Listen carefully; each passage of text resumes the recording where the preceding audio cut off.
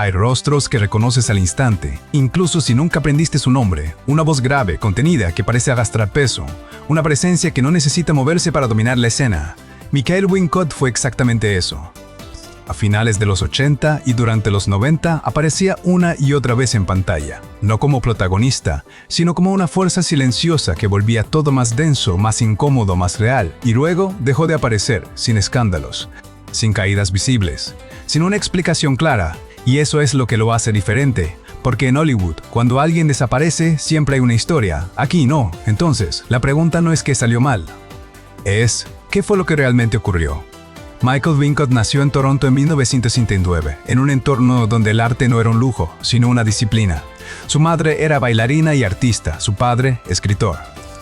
No se trataba de fama, sino de oficio. En esa casa, crear implicaba rigor, repetición y una cierta distancia emocional. Esa idea marcaría todo lo que vendría después. A diferencia de muchos actores, Wincott no aprendió a llamar la atención. Aprendió a contenerla.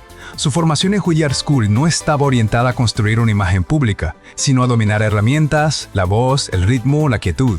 El objetivo no era gustar, sino sostener una presencia creíble sin explicarla demasiado. Antes de que Hollywood lo notara, ya llevaba años en teatro. Allí, la economía expresiva no era una limitación, sino una virtud. Cada gesto tenía que ser preciso, cada silencio debía tener intención. Ese enfoque profundamente técnico lo separaba de quienes buscaban visibilidad rápida. Sus primeros trabajos en pantalla reflejan esa base. Aparece en la película canadiense Curtains y en televisión, incluyendo un breve papel en Miami Vice. No eran proyectos diseñados para lanzar una carrera, pero sí para revelar algo más importante, una identidad interpretativa clara. Cuando finalmente llegó al cine estadounidense, Wincott no estaba improvisando quién era, ya lo sabía. A finales de los años 80, Michael Wincott ya avanzaba por Hollywood sin parecer un candidato obvio al estrellato. No tenía la imagen transparente de un protagonista clásico, ni buscaba convertir cada aparición en una demostración. En The Sicilian, Talk Radio y Born on the 4th of July aparecía casi siempre en los márgenes, pero esos márgenes pesaban. Su función era introducir sombra, autoridad o peligro, incluso cuando el guión apenas le concedía espacio. Ese fue su verdadero descubrimiento. No necesitaba mucho tiempo para cambiar la temperatura de una escena. Otros actores entraban empujando. Wincott entraba reteniendo. Su voz, grave y áspera, no subía para imponerse, bajaba el volumen y obligaba a escuchar. Su quietud tampoco era falta de energía. Era una advertencia. Parecía contener una violencia que no necesitaba probarse. A principios de los 90, esa cualidad empezó a recibir papeles más visibles. En Robin Hood, Prince of Thieves, como Guy of Chisborne, compartía espacio con Alan Rickman, que jugaba con el exceso, el humor negro y la teatralidad. Wincott hacía lo contrario. Cerraba el personaje, eliminaba cualquier guiño y dejaba una crueldad seca, casi administrativa. Frente al espectáculo, ofrecía amenaza pura, por eso funcionaba, no competía con Rickman, reequilibraba. The Crow confirmó esa precisión. Como Top Doyard, podía haberse perdido dentro de un universo gótico, violento y deliberadamente estilizado. Sin embargo, no intentó superar la estética de la película, se quedó inmóvil, observando, hablando como si cada palabra llegara desde un lugar más oscuro. El personaje resultaba teatral por el mundo que habitaba, pero Wincott lo mantenía humano, frío y peligrosamente concreto. Lo mismo ocurría en Strange Eyes. La película se mueve entre tecnología, paranoia y exceso visual, pero él conserva su método.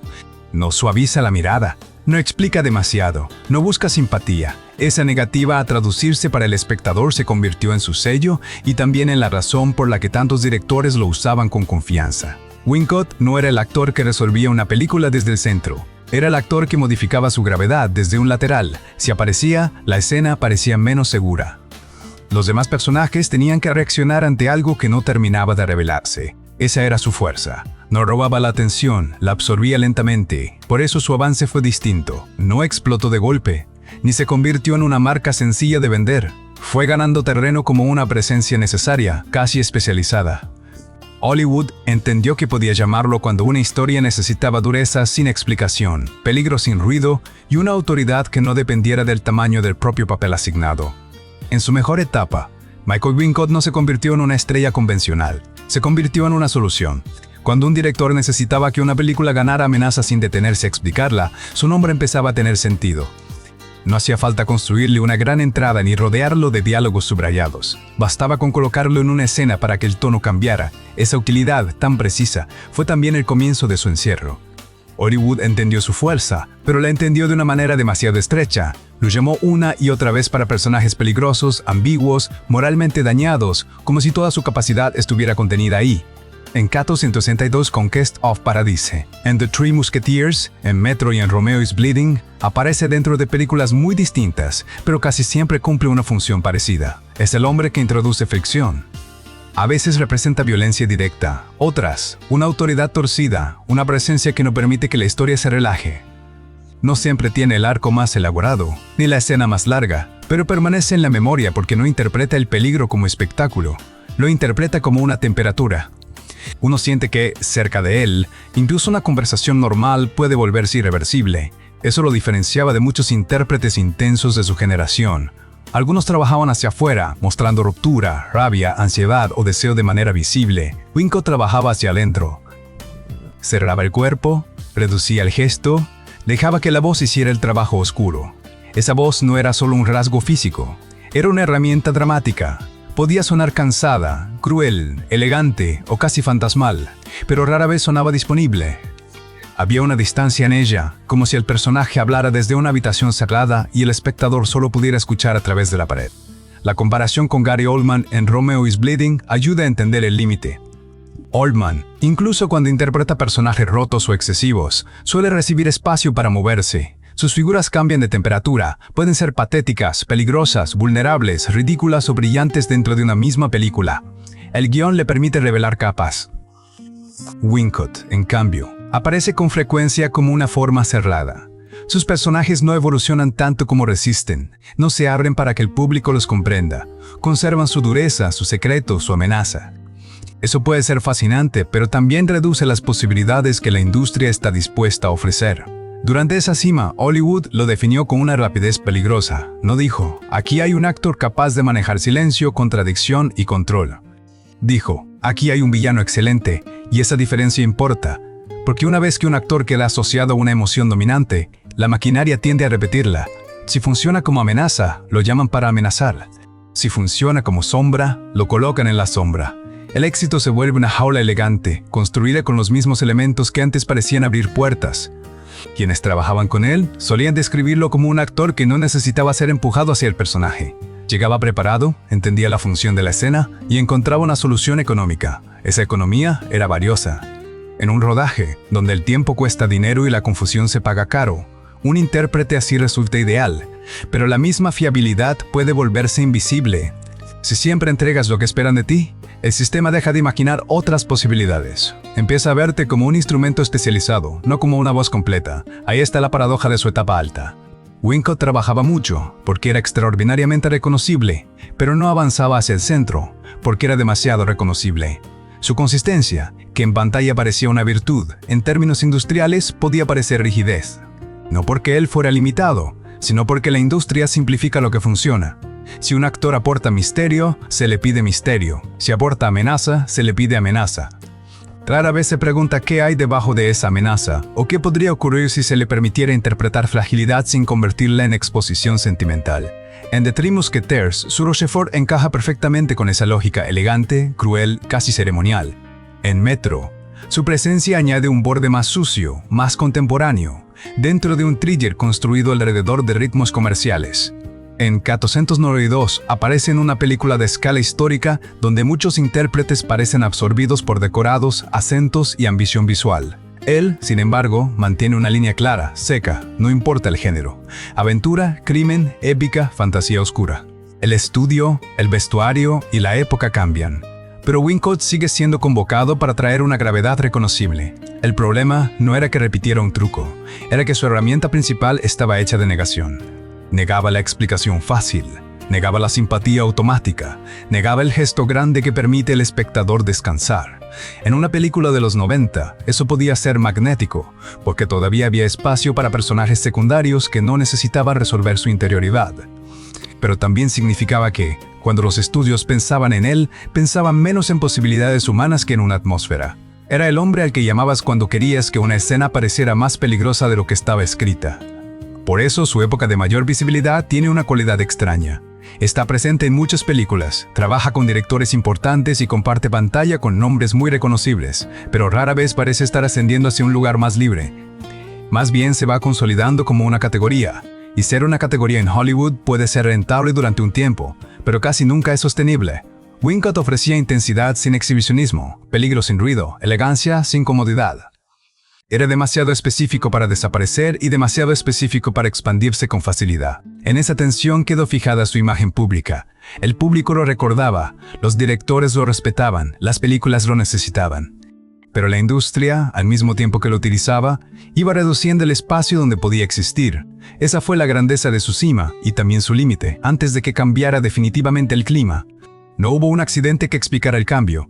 No apareció una noticia definitiva, ni una película que destruyera su carrera, ni una decisión pública que marcara un antes y un después. Con Mikhail Wincott, el giro fue más silencioso. La industria no dejó de entenderlo de golpe, simplemente empezó a necesitar otro tipo de actor. A finales de los 90 y comienzos de los 2000, el cine comercial cambió su relación con el público. Los estudios buscaban personajes más legibles, emociones más rápidas, motivaciones más explicadas. El espectador debía saber pronto quién era cada persona, qué quería y cómo debía sentirse ante ella. La ambigüedad seguía existiendo, pero cada vez ocupaba menos espacio dentro de las películas grandes. Ese movimiento chocaba con la esencia de Wincott. Sus personajes no pedían comprensión inmediata, no abrían una ventana emocional para facilitar la entrada del público. Funcionaban por retención. Miraban, callaban, sugerían. Había una parte de ellos que permanecía cerrada incluso cuando la escena terminaba. En otra época, esa opacidad podía ser el centro de la fascinación. En el nuevo clima, podía aparecer un problema práctico. Hollywood comenzó a favorecer intérpretes más flexibles, capaces de pasar de la amenaza al humor, de la vulnerabilidad al carisma, sin romper el tono comercial. Actores que funcionaban como herramientas múltiples, adaptables a franquicias, thrillers, dramas y promociones. Wincott era distinto. No era una herramienta múltiple, era algo más afilado, más específico, y por eso mismo menos fácil de insertar en cualquier proyecto. Aquí conviene entender algo importante, esto no fue un fracaso, fue un desajuste. Si Wincott hubiera nacido cinematográficamente una generación antes, quizás su misterio habría sido leído de otra manera. En los años 70, actores como Al Pacino o Robert De Niro podían construir personajes opacos, contradictorios, incluso difíciles. El público no siempre necesitaba una explicación inmediata. La tensión interna formaba parte del atractivo, pero el cine que recibió a Wincott ya caminaba hacia otra lógica. Menos paciencia, más claridad, menos zonas grises, más señales emocionales. Y un actor que hacía de la reserva su lenguaje podía quedar, poco a poco, fuera de sincronía. No porque hubiese perdido fuerza, sino porque el espacio que sabía ocupar empezó a hacerse más pequeño. Lo que muchos llamarían declive fue, en realidad, una retirada parcial del centro. Wincott no desapareció porque ya no pudiera trabajar, ni porque la industria lo hubiera expulsado de forma definitiva. Simplemente dejó de aceptar la idea de que seguir visible era lo mismo que seguir siendo relevante. Para un actor formado en el teatro, esa diferencia importaba. Cuando las películas empezaron a ofrecerle versiones cada vez más estrechas de lo que ya había hecho, volvió a un territorio donde sus herramientas tenían otro valor. En el escenario la voz no era un rasgo extraño para vender amenaza, era arquitectura. La quietud no era una rareza cinematográfica, era tensión física. El silencio no necesitaba ser explicado, porque el teatro permite que una presencia respire sin pedir permiso al montaje. No regresó a las tablas como gesto de prestigio, ni como refugio para una carrera vencida. Regresó porque allí podía trabajar sin tener que simplificarse. En producciones de Nueva York y en espacios regionales, siguió eligiendo materiales que no dependían de la exposición pública. Esa discreción también era una declaración, aunque nunca intentara convertirla en mensaje. En pantalla, sus apariciones continuaron, pero se volvieron más selectivas. Alon Kamea Spider mantenía un vínculo con el cine comercial, aunque el tipo de papel ya parecía más limitado, más cercano a una función conocida que a una exploración nueva. Después, trabajos como The Diving Bell and the Butterfly mostraban otra lógica. No parecían decisiones hechas para recuperar terreno perdido, sino elecciones conectadas con intereses personales, con afinidades y con la posibilidad de participar en obras donde el nombre importaba menos que el conjunto. También encontró espacio en la voz. Y eso tenía sentido. Para Wincott, el trabajo vocal nunca había sido un accesorio, era parte central de su identidad. En la interpretación vocal podía conservar autoridad, cansancio, amenaza y misterio, sin depender del rostro, sin entrar en la maquinaria de imagen que Hollywood exige con tanta frecuencia. La palabra declive, por tanto, se queda corta. Sugiere pérdida, cuando aquí también hubo control. Sugiere derrota, cuando muchas de sus decisiones parecen responder a una pregunta más simple y más dura: ¿qué tipo de trabajo merece la pena hacer?